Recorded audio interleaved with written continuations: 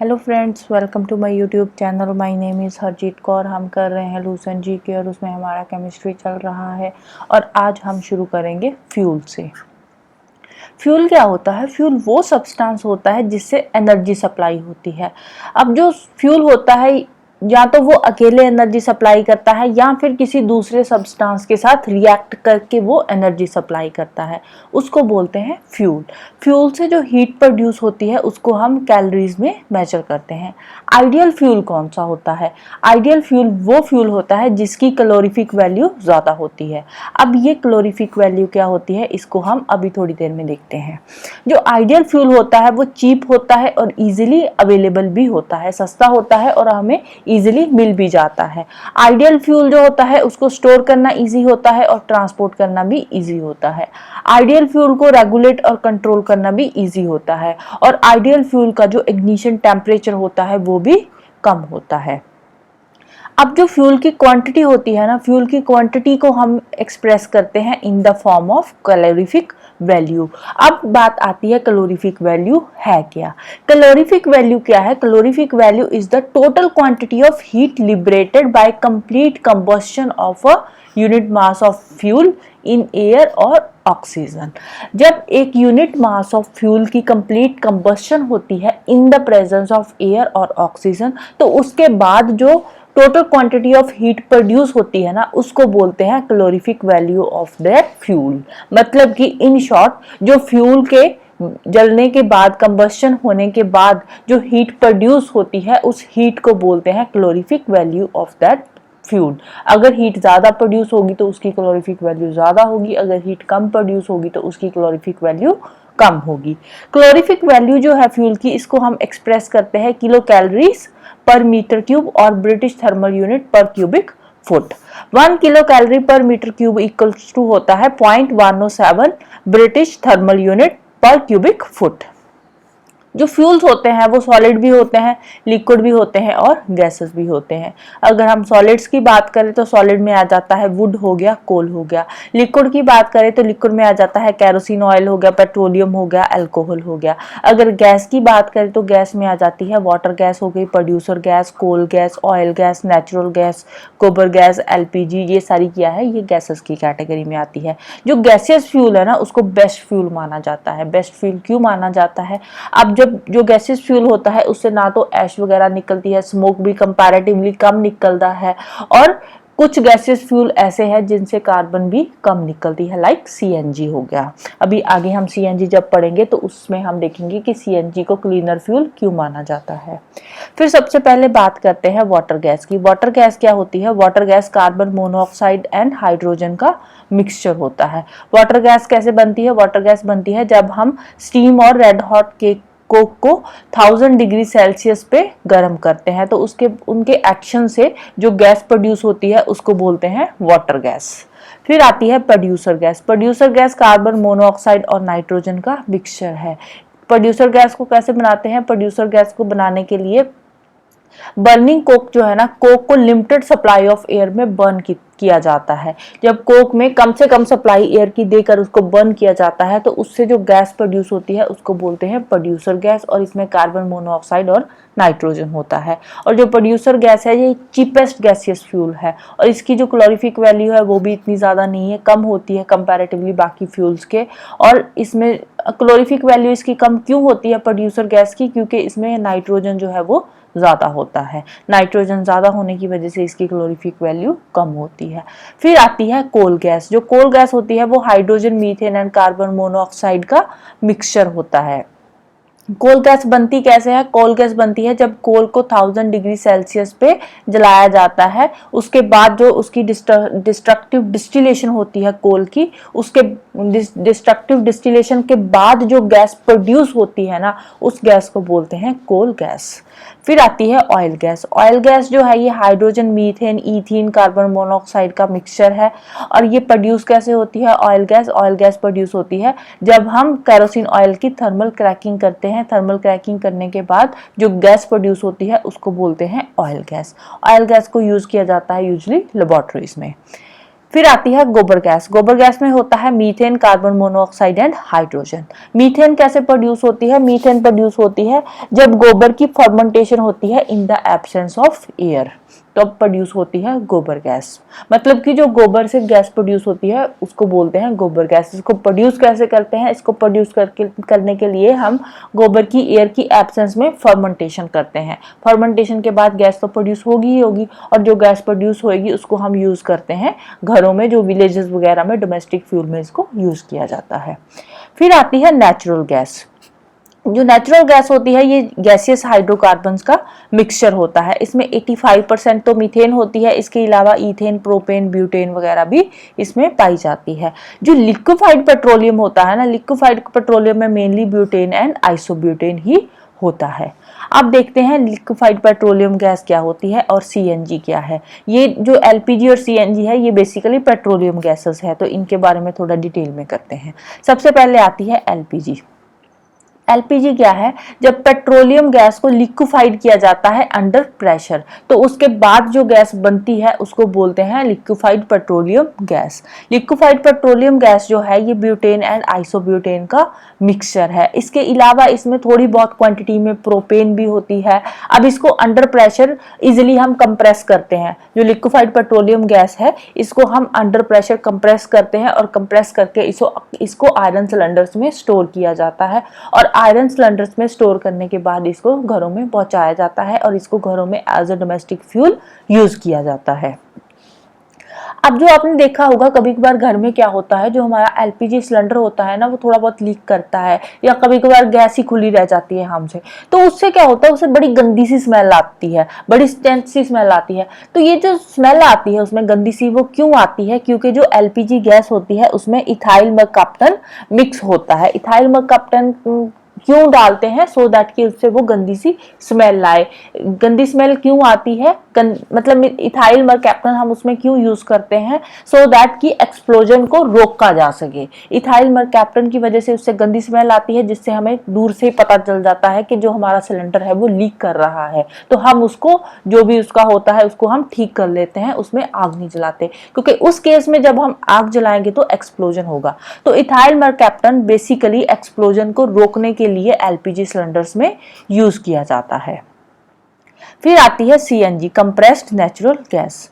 Natural gas को जब हम हाई प्रेशर पे कंप्रेस करते हैं तो उसके बाद पैदा होती है हमारी कंप्रेस्ड नेचुरल गैस। जो कंप्रेस्ड नेचुरल गैस होती है उसमें 95% तक मीथेन होता है, और जो मीथेन गैस है ना ये रिलेटिवली अनरिएक्टिव हाइड्रोकार्बन्स है।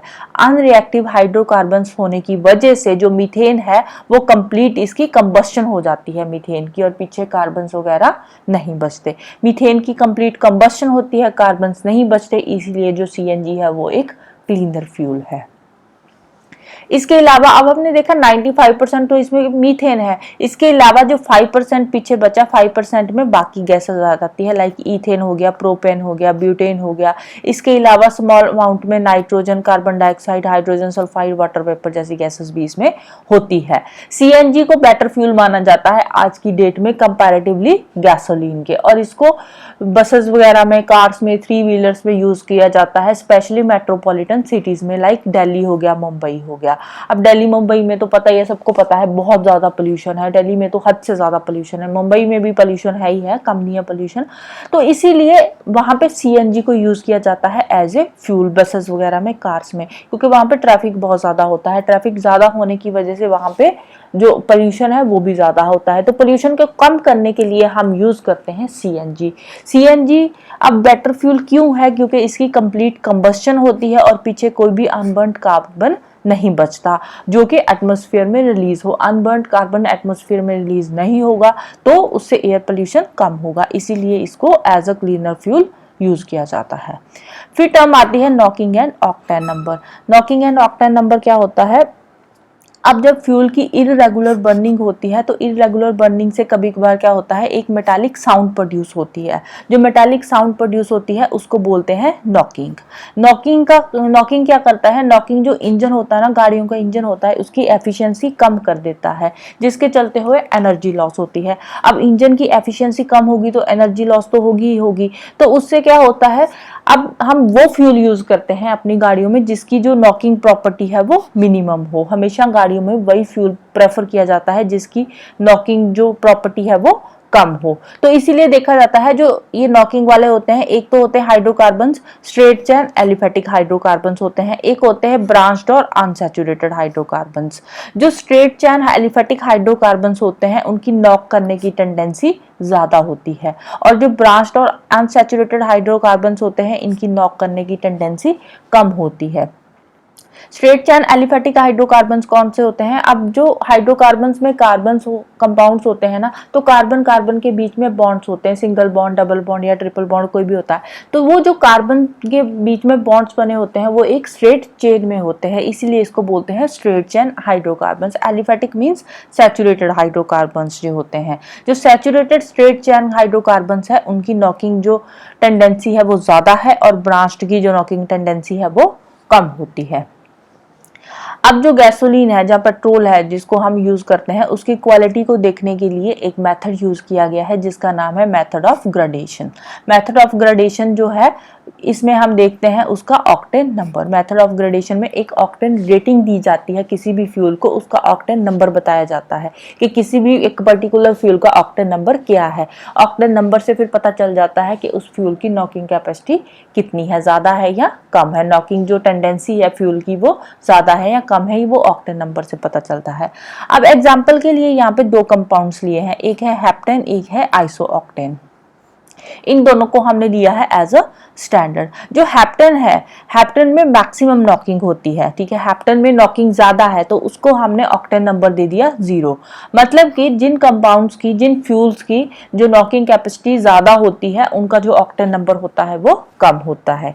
फिर सेकंड हमने लिया था आइसोऑक्टेन। आइसोऑक्टेन का हमने देखा इसमें मिनिमम नॉकिंग होती है, तो आइसोऑक्टेन को हमने दे दिया ऑक्टेन नंबर 100। इट मीन्स कि जिसका ऑक्टेन नंबर ज्यादा होगा उस फ्यूल की नॉकिंग टेंडेंसी कम होगी, जिसका ऑक्टेन नंबर कम होगा उसकी नॉकिंग कैपेसिटी ज्यादा होगी। ठीक है, ये बात है, एक थोड़ा सा कॉम्प्लेक्स सा हो गया तो इसको ध्यान में रखना है, उल्टा चल रहा है। ठीक है, अगर ऑक्टेन नंबर कम है तो नॉकिंग टेंडेंसी ज्यादा होगी फ्यूल की, अगर ऑक्टेन नंबर ज्यादा है तो नॉकिंग टेंडेंसी जो फ्यूल की है वो कम होगी। ठीक है, ऑक्टेन नंबर ज्यादा है तो नॉकिंग कम है, ऑक्टेन नंबर कम है तो नॉकिंग ज्यादा है। फिर आते हैं anti knock compound. Anti knock compound क्या होते हैं, नॉकिंग प्रॉपर्टी को रिड्यूस करने के लिए या फिर ऑक्टेन नंबर को इंप्रूव करने के लिए कुछ फ्यूल्स यूज किए जाते हैं। फ्यूल्स में कुछ केमिकल्स यूज किए जाते हैं जिसको बोलते हैं anti knock compounds. For example TEL हो गया, टेट्रा इथाइल लेड। जो टेट्रा इथाइल लेड है वो बेस्ट एंटी नॉक कंपाउंड है, इसको फ्यूल में यूज किया जाता है as a anti knock compound. फिर एक आता है सिटेन नंबर। सिटेन नंबर क्या होता है, सिटेन नंबर जो डीजल ऑयल का है, जो डीजल ऑयल का सिटेन नंबर है वो उसमें बताता है कि सिटेन की परसेंटेज कितनी है बाय वॉल्यूम। ठीक है, क्योंकि इसमें क्या होता है डीजल ऑयल में, इसमें सिटेन और अल्फा मिथाइल नैप्थलीन का मिक्सचर होता है, अल्फा आएगा, अल्फा मिथाइल नैप्थलीन का मिक्सचर होता है। तो इसमें ये जो सिटेन नंबर है वो बताता है कि इसमें सिटेन की परसेंटेज कितनी है, उस अकॉर्डिंग इसको सिटेन नंबर असाइन किया जाता है। हेक्साडिकेन जो है उसका जो सिटेन नंबर है वो 100 है, और जो अल्फा मिथाइल नैप्थलीन है इसका सिटेन नंबर है 0। जो डीजल ऑयल है उसका सिटेन नंबर है 75। डीजल ऑयल का सिटेन नंबर 75 है, और इसमें क्या होता है, डीजल ऑयल में 75% सिटेन होता है और 25% इसमें होता है अल्फा मिथाइल नैप्थलीन। अब इसमें देखो 75% सिटेन है तो इसीलिए इसको सिटेन नंबर दे दिया 75। मतलब जिनमें सिटेन ज्यादा है उनका सिटेन नंबर ज्यादा होगा, जिनमें सिटेन कम है उनका सिटेन नंबर कम होगा। फिर आता है फ्लैश पॉइंट। फ्लैश पॉइंट क्या होता है, फ्लैश पॉइंट वो लोएस्ट टेम्परेचर होता है, कम से कम टेम्परेचर, जिसमें जो ऑयल है वो सफिशिएंट वेपर्स प्रोड्यूस करता है to form an explosive mixture with air, तो उसको बोलते हैं flash point of the oil. India में जो फ्लैश पॉइंट है वो फिक्स है 44 डिग्री सेल्सियस पे। मतलब कि इंडिया में 44 डिग्री सेल्सियस पे जब ऑयल को ऑयल से जो वेपर्स निकलते हैं 44 डिग्री सेल्सियस पे, जब ऑयल से जो वेपर्स निकलते हैं वो एक्सप्लोसिव मिक्सचर होता है एयर में, तो वो क्या है, वो उसका फ्लैश पॉइंट है। फिर नेक्स्ट आता है कोल। कोल क्या है, कोल में जो कोल की भी अलग अलग टाइप्स होती है। कोल बेसिकली 4 टाइप का होता है on the basis of carbon percentage and calorific value. सबसे पहले आता है पीट। जो पीट होता है, पी लो ग्रेड कोल होता है, ठीक है। इससे हीट कम प्रोड्यूस होती है, स्मोक ज्यादा निकलता है और ऐश ज्यादा निकलता है, ठीक है। ये लो ग्रेड का कोल है जो पीट है, ठीक है। हीट कम निकलती है, स्मोक ज्यादा आता है, ऐश भी ज्यादा निकलती है। इसमें जो कार्बन होती है वो 50 to 60% होती है और इसकी जो क्लोरिफिक वैल्यू है वो है 2500 to 3500 किलो कैलोरीज पर केजी। फिर आता है लिग्नाइट। लिग्नाइट जो है इसमें मॉइस्चर कंटेंट ज्यादा होता है और ये इजीली बर्न हो जाता है, बट इसकी जो कैलोरीफिक वैल्यू है वो कम ही रहती है। कार्बन इसमें 60 to 70% होता है, कैलोरीफिक वैल्यू है 3500 to 5000 किलो कैलोरी पर केजी। फिर है बिटुमिनस। बिटुमिनस जो है कोल है ये ब्लैक कलर का होता है, हार्ड स्मोकी, और इसमें से फ्लेम निकलती है। और जो बिटुमिनस है इसको as a domestic fuel use किया जाता है। इसमें कार्बन होती है 75 to 80% तक और इसके कैलोरीफिक वैल्यू है 5000 से लेकर 7500 तक की। फिर आता है एंथ्रासाइड। एंथ्रासाइड जो है वो सुपीरियर क्वालिटी का कोल होता है और ये हार्डेस्ट फॉर्म होती है कोल की और इसकी जो कैलोरीफिक वैल्यू है वो हाईएस्ट होती है कंपैरेटिवली बाकी कोल के। इसमें कार्बन होता है 90 to 95% और इसकी कैलोरीफिक वैल्यू है 7500 to 8500 किलो कैलोरी पर केजी, राइट। तो ये है कोल्स की। अब इसको याद रखने के लिए एक तरीका है, ठीक है, जो अगर हम देखें कार्बन कंटेंट के अकॉर्डिंग तो ये अल्फाबेटिकली अरेंज हो रहा है। जो एंथ्रासाइड कोल है इसमें कार्बन सबसे ज्यादा होता है, बिटुमिनस में उससे कम, लिग्नाइट में उससे कम, तो पीट में सबसे कम कार्बन होता है। तो ABLP अल्फाबेटिकली ये आते हैं जो कोल की टाइप्स है और उसके अकॉर्डिंग इसके कार्बन की परसेंटेज है। जो अल्फाबेटिकली सबसे पहले आता है कोल उसमें कार्बन कंटेंट सबसे ज्यादा होता है, फिर जो सेकंड नंबर पे आता है उसके कार्बन कंटेंट थोड़ा कम है, फिर थर्ड वाले का उससे कम एंड फोर्थ वाले का सबसे कम, ठीक है। तो ABLP ऐसे करके आप इसको याद रख सकते हो। AB तो अल्फाबेट साथ साथ ही आ रहे हैं तो LP फिर उसके बाद आ गया, ठीक है। अल्फाबेटिकली अगर आप इसको अरेंज करोगे तो इसका जो कार्बन परसेंटेज है वो कम होता जाएगा। A में सबसे ज्यादा कार्बन है, B में कम, L में उससे कम, P में सबसे कम, right. So that's all about today. तो जाने से पहले वीडियो को लाइक कर देना, शेयर कर देना और चैनल को सब्सक्राइब कर लेना। Thank you, bye bye and have a nice day.